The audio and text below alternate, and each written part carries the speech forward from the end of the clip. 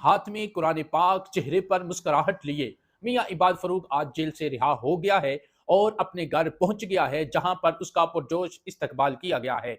मियां इबाद फरूक की गिरफ्तारी के बाद इसके घर में जो क़यामत गुजरी उसका जिक्र करता हूं, और साथ मियां इबाद फरूक के हवाले से कि इनकी गिरफ्तारी कब हुई और आज इनकी जो रिहाई हुई है उसके मुतल्लिक भी कुछ चीज़ें आपके साथ शेयर करनी है। आप हमारी इस वीडियो को लाइक करें, शेयर करें, और जिन अहबाब ने हमारे यूट्यूब चैनल को सब्सक्राइब किया है उन तमाम अहबाब का बहुत शुक्रिया। जी, तो मियां इबाद फरूक पाकिस्तान तहरीक इंसाफ का एक सरगर्म कारकुन था। इसने इसने 2008 में पाकिस्तान तहरीक इंसाफ को ज्वाइन किया है। लेकिन अगर इसकी एजुकेशन की बात करें तो मियां इबाद फरूक एक पीएचडी डॉक्टर है और इसका शुमार पाकिस्तान के मशहूर कारोबारी शख्सियात में होता है। 2008 में इसने पाकिस्तान तहरीक इंसाफ को ज्वाइन किया और अपनी मेहनत की वजह से एक पीटीआई में एक खास मकाम हासिल कर लिया। अब होता यह है कि 9 मई 2023 को पाकिस्तान तहरीक इंसाफ के चेयरमैन इमरान खान की जो गिरफ्तारी होती है, उस गिरफ्तारी के बाद तहरीक इंसाफ के कारकुनान सड़कों पर निकल आते हैं और इन्हीं कारकुनान में मियां इबाद फरूक भी मौजूद होते हैं। लाहौर में एहतजाज कर रहे होते हैं और इसी एहतजाज के दौरान कुछ कारकुनान का रुख जना हाउस की तरफ हो जाता है और उसके बाद मियां इबाद फरूक को 9 मई 2023 में जना हाउस केस में अलामा इकबाल इंटरनेशनल एयरपोर्ट पर शाम 5 बजे गिरफ्तार कर लिया जाता है।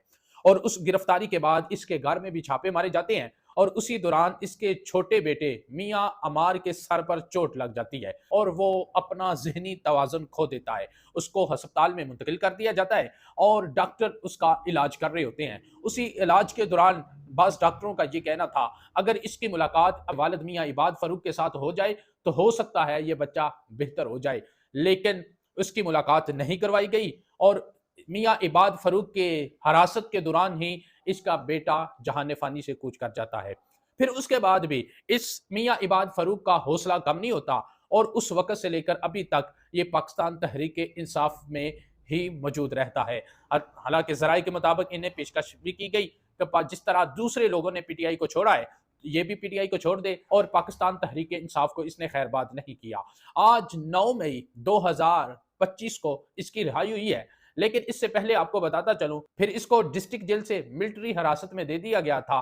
वहां पर इसका केस चला और आज पूरे 2 साल के बाद 9 मई 2025 को मियां इबाद फरूक को रिहा कर दिया गया है और ये अपने घर में पहुंच गया है। और जो ही ये अपने घर की तरफ पहुंचता है, अपने घर के करीब जाके गाड़ी से निकलता है और वीडियो में देखा जा सकता है लोग फूल इसके ऊपर निशावर कर रहे हैं। पाकिस्तान तहरीक इंसाफ के जो लोग हैं, वो इनके मोहल्ले वाले लोग जो हैं वो घरों से निकलते हैं और फूलों की पत्तियां इसके ऊपर निशावर कर रहे हैं और वीडियो में सुना भी जा सकता है, देखा जा सकता है, और वो पाकिस्तान के नारे भी लग रहे हैं और पाकिस्तान तहरीक इंसाफ के नारे भी लग रहे हैं। और ये जो एक नौजवान मियां इबाद फरूक है, हाथ में कुरान पाक लिए, चेहरे पर मुस्कुराहट लिए, आज 9 मई 2025 को रिहा होकर अपने घर में पहुंच गया है।